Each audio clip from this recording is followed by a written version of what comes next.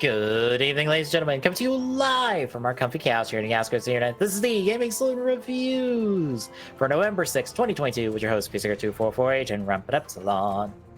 Hi. We have no Geats to talk about this week, folks, because it was on break this week. Because of Relay Race. Which works, since we had the end of the first proper Grand Prix for the season in the last episode.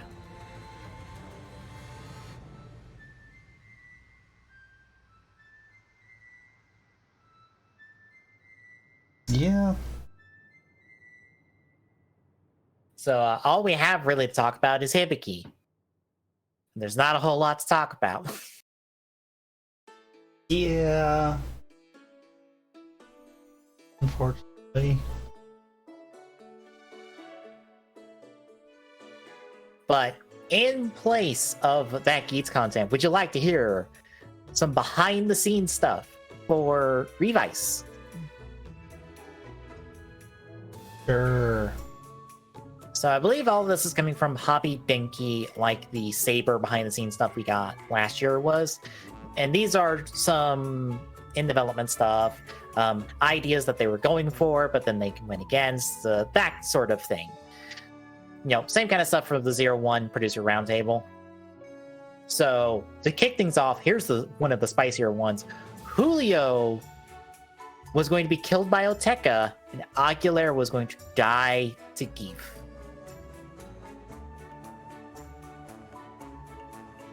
Huh.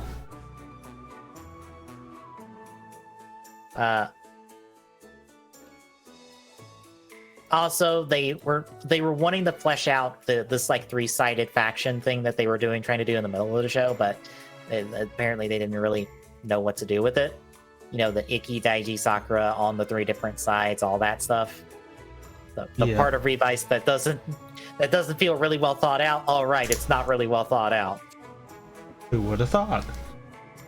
Juga, of course, is named after Kuga. Also, his helmet looks like the belt on purpose. It never really clicked for me that, oh right, his helmet and belt are the same thing. It never did with me either until you actually... Yeah. Love Cub was possibly going to be a CG-only character. They weren't going to do a practical suit for Love Cub, but then they decided to do a practical suit.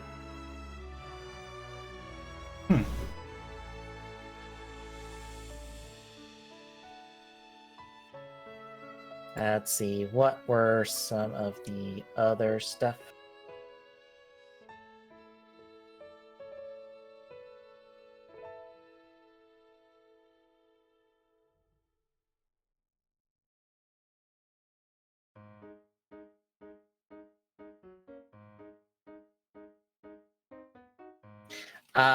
They had some alternate ideas for Jack Revice in Thundergale. Let's see. Jack Revice, they had an idea that the black parts of the suit were going to be like an iron sand-like thing. Essentially, it was going to be a magnet.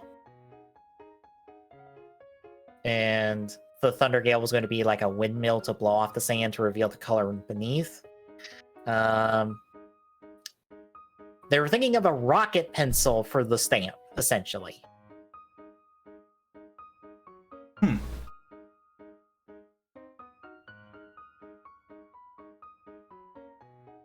Evil T Live, that wonderful form. It was originally going to be called Live Evil, but that's too close to Live Devil, so they had to not do that one, even though that makes sense. Also, there's only one suit between Evil T Live and Holy, so they had to be able to replace parts on them, so that's why they look so similar.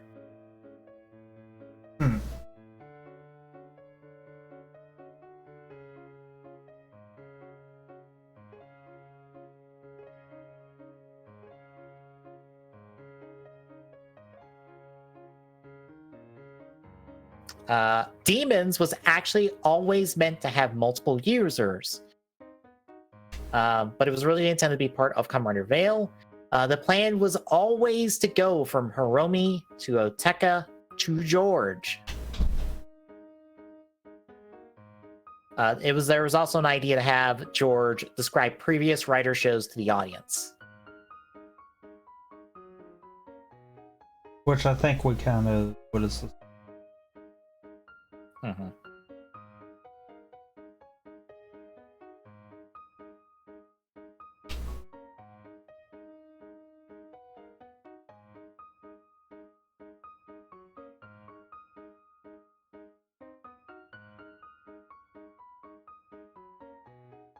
Essentially, the reason we got a whole bunch of premium Bandai stuff, like the Veil driver, the Deathstream driver, Veil's like own little roller stamp thing, and 1,000 other ones, is because the Demons driver was stupid successful. Oops.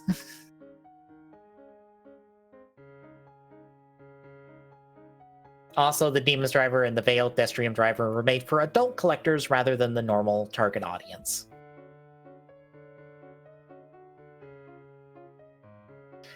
Veil's design name was Proto Demons, and Destrium's design name was Neo Demons.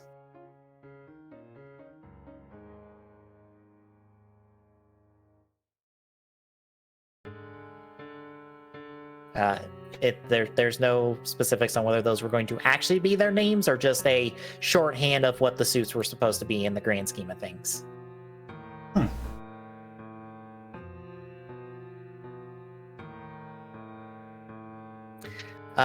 Also, Veil, Vice, Kagero, Love Cub, all the other demons are technically not demons.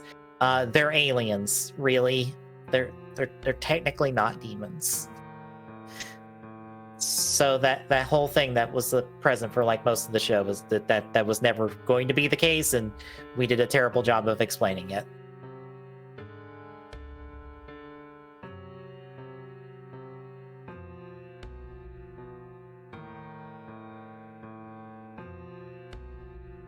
There was another one. If I can find it.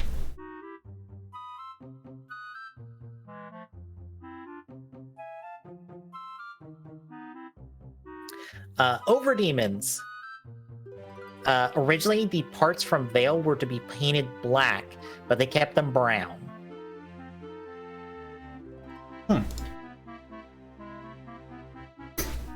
He also, and it's Kinoshita, I believe that's the writer of the show, regrets calling it Over Demons rather than just Demons Stag Genome.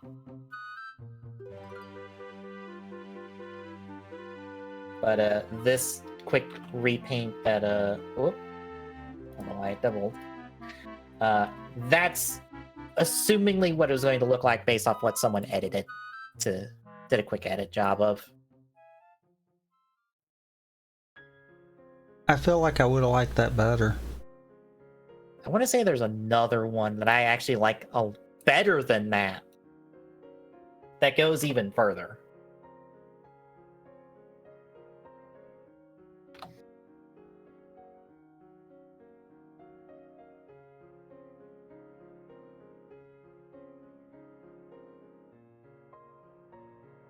I think I like the second one a lot better. Because it takes all of the red out and simplifies the color scheme down to just blacks, blues, and silvers.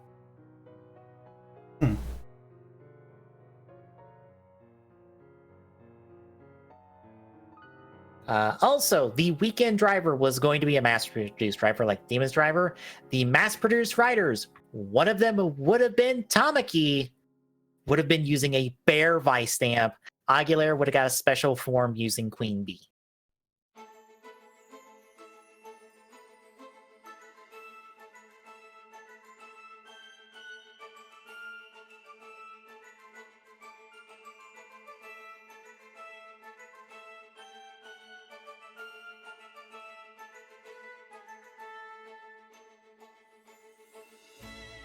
Let's see what else. I think that might be everything. But all this information was compiled by Shame08 on Twitter. It's all scattered kind of throughout his Twitter feed. So you have to go hit them up for that.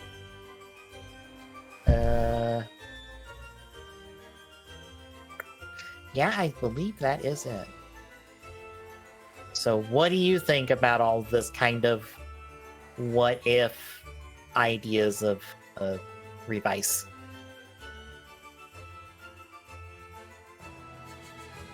Would have been nice to have seen some of this, to be fair. Yeah, honestly, that second edit of Overdemons, I kind of want to do that for my Soto figure of Overdemons. I don't think I'm good enough to really pull it off, but I really like that as a this is what Overdemons should look like instead of demons with the Veil's chest plate slapped on it and a new helmet.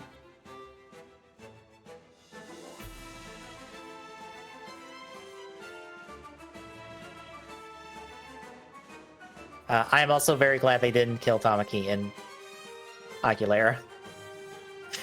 Good. That was actually, that would have been a poor decision, I feel like. I think we got a net bonus on that one, or net plus on keeping them alive.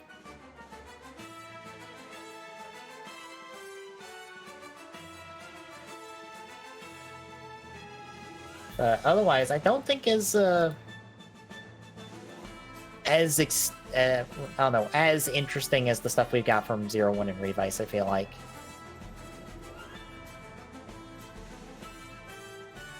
I don't think. I don't know. Do you think it's as interesting?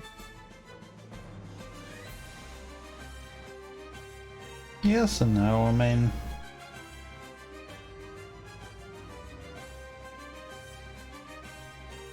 I feel like there is some interesting parts of it at the very like. Yeah. But to be fair, at the same time, I mean, we did kind of get a good game, a good show out of it, kind of deal. Yeah. Enough of the good ideas got in there. I just think a little bit more of it could have helped. And a little bit better fleshing out would have helped. But anywho, shall we talk Hibiki then? For 20 minutes. I guess so. Alright, so it's 9 through 12. We're gonna kick off with episode 9, A Squirming Evil Heart. Asuma's asleep. He is woken up by Lamb Chop. That's the entire scene. That's this entire 5-minute scene. Is Asuma being woke up by the ghost of Lamb Chop. Meanwhile, Hibiki's fighting a couple monsters. He has to run for his transformation device because it gets knocked out of his hand. He blows them up by throwing fireballs from his drumsticks at him. That's it. Meanwhile, Asuma wakes up, finds out he is late going out with his friends to watch a movie, so he's busy. He gets to be busy getting the shit kicked out of him because he accidentally spotted some shoplifters and didn't really stop them and got hurt in the process.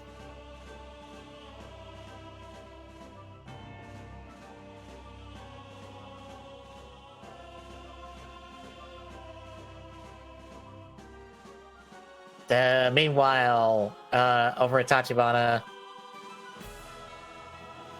they're trying to figure out whatever the big monster Hibiki has to fight is. Hibiki's there to find out where he needs to go. God,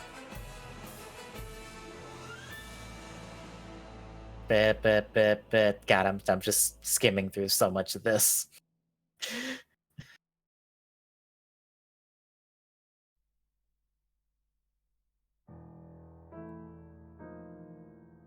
Yeah, God, nothing else happens in this episode for the middle portion because it's just them finding out where the fucking monster is for like 20 minutes. That shows you how much I paid attention to this episode, and I think all 4 of these episodes in general. Fair.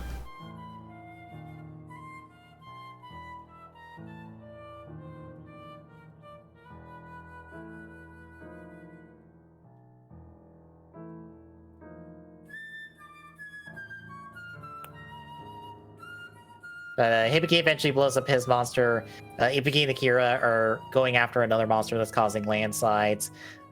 They end up stumbling across it on the road.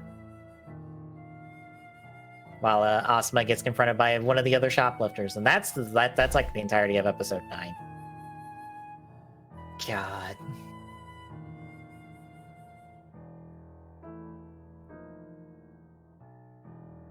So that takes us to episode 10, the Oni Who Stands in Line. Asuma gets saved from the shoplifter by a Tachibana, who takes him to the shop to talk. Hibiki gets called in to help Hibiki with the monster, because it ends up being a big giant stone monster that they have to fight. Also, Akira gets injured in the process. Tachibana tries to cheer up Asuma about the whole shoplifter thing, because he kind of feels bad of not really helping to stop him.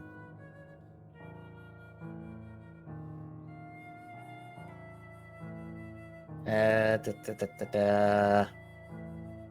think we eventually find out that the big stone monster is a 1 in 1,000-year appearance monster, which again gives me Garo vibes, because that's kind of just the thing in Garo where, oh, this monster's a rare one. It only ever pops up every like so many years or so. It's always a problem when it does. But Hibiki and Hibiki have to team up to fight it. They take out the parent monsters for it in a team up before Hibiki rides the bike to go fight the giant turtle rock monster that can also fly, because it's secretly Gamera. Unfortunately, Hibiki doesn't know how to ride a bike, so he has to like force them to jump off of it and let the bike crash into a barricade to stop it. That's just the running theme of Hibiki doesn't know how to drive, I guess. Apparently. But they jump off, tag team it, they blow it up. Asuma's friend finds him later.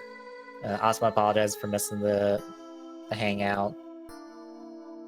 But his friend's fine with it, and they just share some time together, and that's the end of episode 10. Any thoughts at all? No. I hate being that way, but no. Same. It's just like, well, this happened. A lot of this happened, and half this episode I skipped because I just wasn't feeling it. I was just like, well, this episode's being boring. Skip. When does the episode get interesting? We'll hit the back half with episode 11, Swallowing Wall. Asuma goes to his first day at Jonin Academy with his friends. Meanwhile, Tachibana, the crew are digging up all their old files and stuff, just in case they run into another, like, once in a blue moon monster.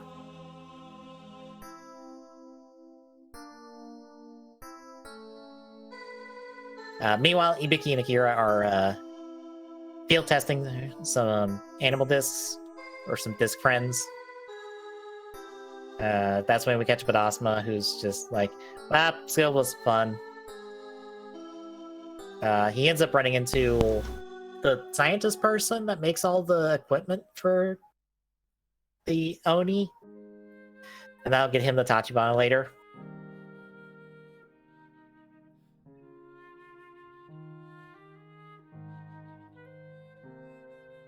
Eventually Hibiki moves to go fight our monsters with the help of the disc animals. But these two monsters end up getting help from the big boss of the show, I think. I honestly don't know. I don't know who this person is that helps these monsters get armor.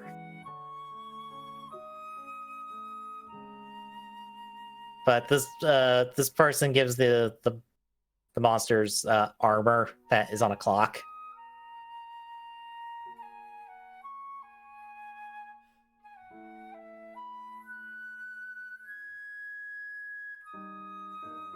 But Hibiki tries to fight him later. The armor kind of like prevents all of any attacks going through, so he gets knocked down a hill. Meanwhile, Asuma actually falls through one of the trap holes in the shop. So they match cut the two of them falling down stuff to end the episode. And that's episode 11. So that takes us to episode 12. Hibiki gets a discount to get some backup whenever he finally stops falling. Asuma ends up in the lab that's beneath Tachibana, or the sweet shop, and gets more or less an exposition dump from the scientist lady who makes the equipment. We find out she's an old friend of Hibiki. And I think we see, a trombone Oni weapon on the wall. I don't think we'll ever see that used in the show, but that's kind of interesting that we at least get to see a different kind of horn weapon, because we haven't really got to see many different weapons so far. Plus, we see the predecessor to the disc animals, which is origami animals. We follow up with Hibiki. He gets back to camp. They end up studying up the monsters and stuff and figure out that the armor has a time limit on it.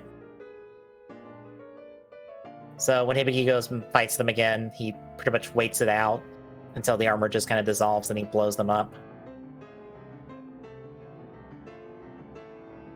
I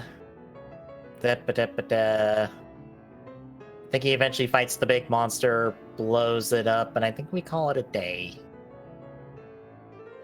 Did I miss anything? I don't feel like you did. It really didn't feel like I did.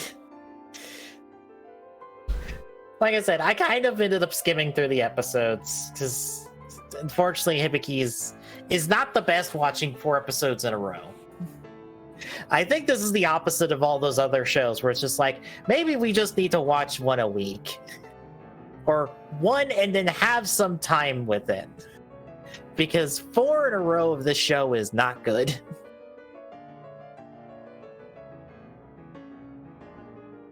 That's what I'm figuring out, which confuses me because I binged this show back in the day. I don't know if that would help me. Like, I finally am now starting to get to force myself to somewhat pay attention, but even then it's still a struggle. Yeah. Something tells me we might be moving to something else within the next week. In all seriousness, if I was to rank this one right now, about the only thing it would top, in all complete seriousness, would probably be Kabuto and what I've watched. And that's simply because this is so boring that it's painful kind of deal. Yeah. It's not bad in that sense of the word. It's just, it's so boring. It's pathetic kind of deal. Because even as much as we have mixed opinions on Geo, I feel like it was better though. Even though it did everything that it tried to do wrong. Yeah. But I refuse to rank this below any of those shows on principle. Like if we're going off of execution of what they were wanting to do, by all means, yeah, this one would go higher. If we go from just looking at it as a base show kind of deal and let them do whatever they called that with Geo, I hate saying it, but I think Geo was a better show. It at least kept the entertainment value. This, we have way too much downtime. Which is odd. Yeah. This is probably one of the few that I'm like, that feels weird that it's almost like the episodes have to have filler instead of having filler episodes. And I'm like, wow.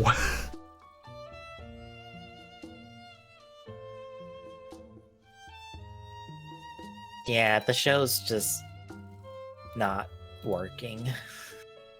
It's because it's dragging its feet for no reason. Mm-hmm. There's so much that we could do with it, and that's what's bad. Like, I feel like we're just now getting, like, exploring what the Takashi organization is and what the Oni are. But at this point now, I really don't care. Yeah, we are at episode 12, and we are just now getting into this organization. And I'm just like, where was this 10 episodes ago?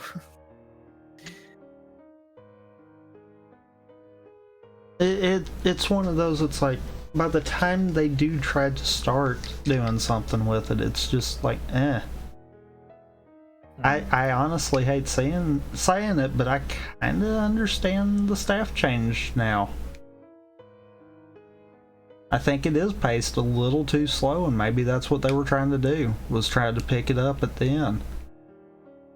But I feel like with what you've said, that was far too late to try to come to that conclusion.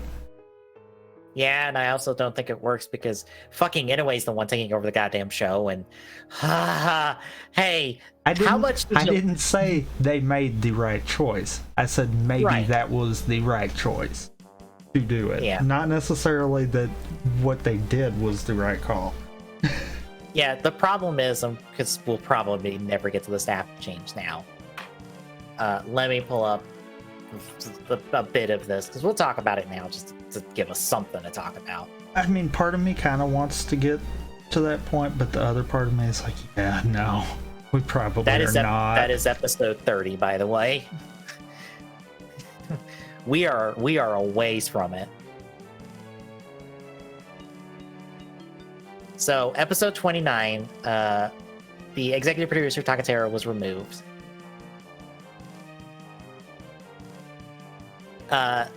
The reason for their removal was low audience ratings, low toy sales, and dissatisfaction with the show's theme and/or story. Yeah, yeah. Completely fair all the way around on that, because if you think about it, the toy sales do kind of correlate to how interesting the show is. Yeah. Shirakura, old friend of the show, Shirakura, who's often connected to a lot of the stuff we don't like, was the one involved in the replacement of Takatero as the executive producer, and also ended up taking over, I think, producer role for Seven Oni, the solo film. Tsuyoshi Kiriya and Shinji Oshiji were the original head writers. They got replaced by Toshiki Inoue and Shoji Yonemura. Again, old friends of the podcast, because we have rarely liked things they've done.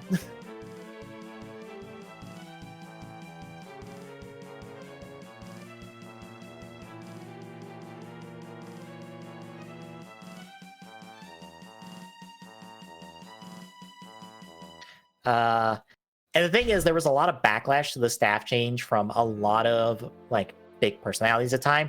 Even Hibiki's actor stated that Inoue's scripts needed adjustments and that the whole staff change was fraudulent.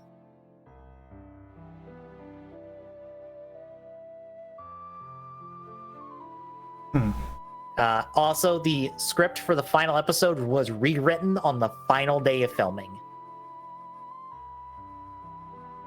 And it was sent in so late that it arrived on set as the final battle was being filmed. Wow. And a new ending that, according to Hoshikawa, was nothing like the intended ending was filmed. Later in interviews, Hoshikawa said that the Oni suit used by Kyrie, who was a new character introduced by Inoue, who was played by Zeranos' actor, by the way, who was an entire dickhead. Because I don't know if you even got to those Geo episodes for the Hibiki two-parter. Or even remember them. Probably, but don't remember them because I've not went back to even think about Geo. Yeah, Kyrie was introduced as this kind of rival to Asuma, as an apprentice to Hibiki, and wanted to be an Oni, and he ended up becoming an Oni, much to a lot of people's dismay. because he's a complete asshole, does not deserve anything he gets, but continues to get what he wants. But both him and Asuma were supposed to become Oni at the end of the show. Only Kyrie did.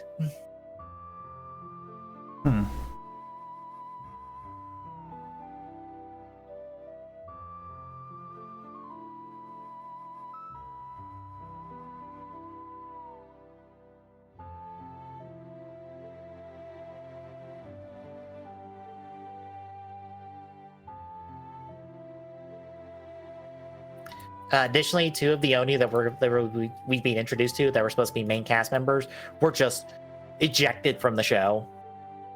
Also, all of the fire breathing scenes and all of the Oni claw scenes that we've had so far, yeah, chuck them.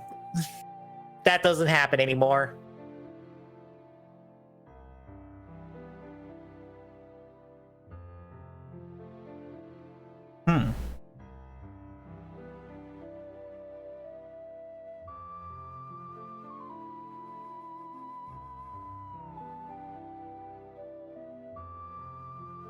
But yeah, that's kind of the story of the staff change. That's why it's kind of the Hibiki's kind of infamous.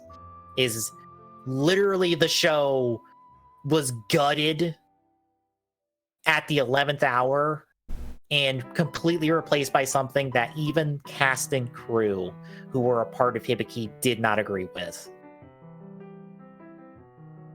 Like, it is just not a case of, oh, the staff change happened and that was a bad thing. No, it's a staff change happened and a lot of people on the production don't agree with it, agree with what happened at the end, by the end of it.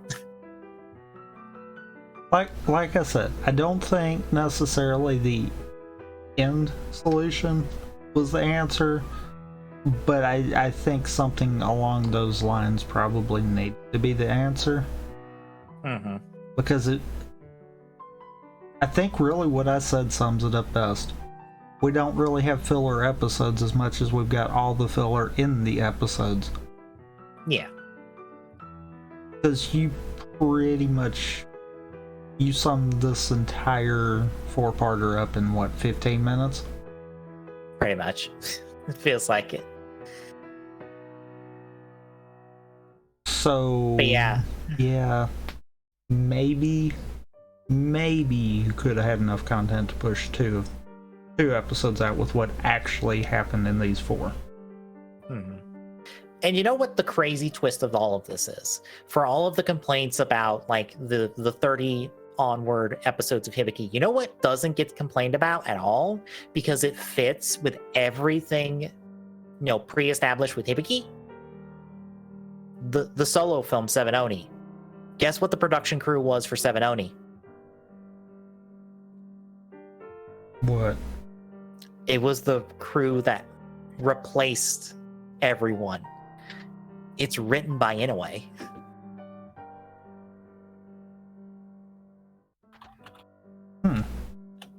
I will literally pull up the credits right now. How do you do a good solo movie but you screw up taking over the end of the show? Exactly! Maybe that's what actually kind of aggravates everyone more so than anything. Yeah, Seven Oni, written by Toshiki Inoue, directed by Taro Sakamoto. Both people who were not a part of the production of Hibiki until the staff change. Or wait, no, Sakamoto was on some of the earlier episodes of Hibiki, actually. But again, Inoue wrote this fucking movie, and it doesn't feel like he wrote this fucking movie. And I'm pretty sure Shirakura has producer credits on this one.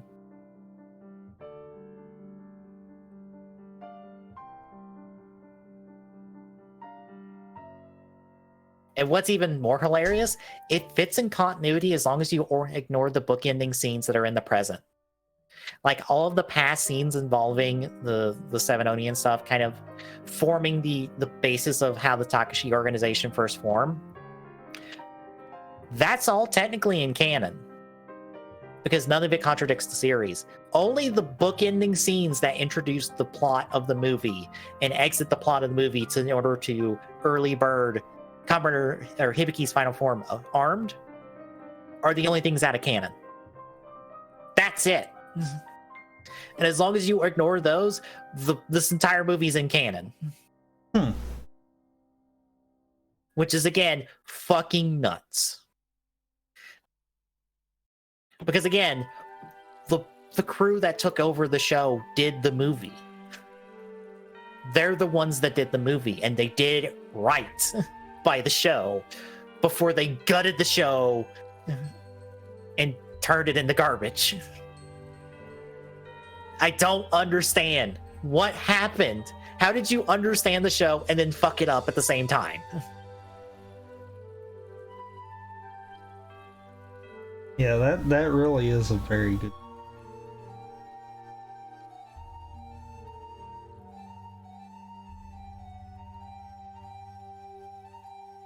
Anyway, anything else, I guess? No. All right. I think I might just say this. Next week might be the final week of Hibiki. Like, unless those 4 episodes really wow us in some regard, I think we're just going to walk away from Hibiki. I feel like at that point that might be best.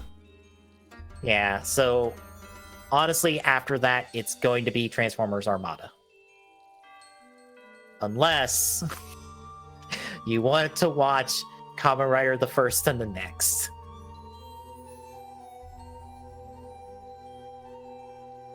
Those would be individual weeks, by the way, because those are full-length movies.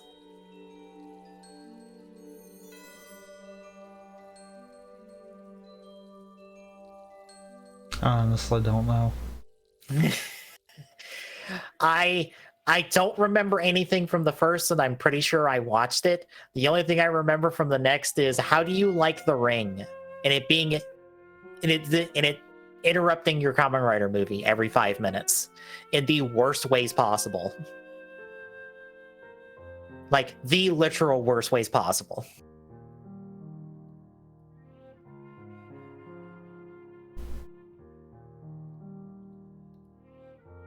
I mean, when you put it that way. It makes it so enticing, doesn't it? I kind of feel like walking away from that one for right now. Fair. I only think about them because Tokudon, we're talking about remakes and stuff because Black Sun is out, and First and Next came up on their podcast last week, and I'll be honest, I only remember the Next being terrible about it jamming in J-horror bullshit because The Ring came out and it was super popular, and Toei went, we want some of that! Put it in our Kamen Rider reboot sequel movie! What do you mean it doesn't make sense? Make it make sense, damn it! We need ring money.